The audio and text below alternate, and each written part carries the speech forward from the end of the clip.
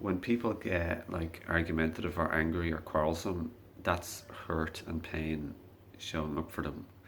So everybody, what helps is for us to be careful that our hurt and pain doesn't arise and start becoming argumentative and quarrelsome with them, because all it does is create more hurt and pain in both of the people who have hurt and pain coming up in them.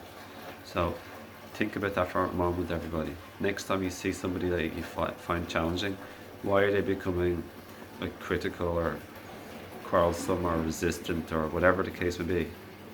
Why are they raising their voice? Why are they withdrawing? Why are they seemingly creating trouble? They're in hurt and pain. So if we can first put a little stopper on if we can open our heart to allow our hurt and pain to rise, but be dealt with from our heart instead of our ego, so to speak, our unhealed ego, then we can address them from a higher consciousness or perspective, which helps the situation, and it helps them to have not more hurt and pain. So we don't cause them more, but we help relieve their hurt and pain with love and careful communication. And usually it's gentle wins. Gentleness wins, not fighting talk or resisting talk. And remember, do you want to create more hurt and pain for yourself and for other people? Because when more hurt and pain ensues, there's more disconnection and hurt and pain fighting.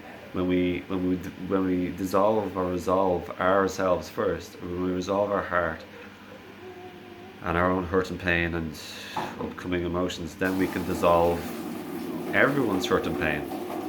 We lower it instead of adding, and that's healing. That's healing for the world, and that's healing for yourself and for you and for the other person. So everyone,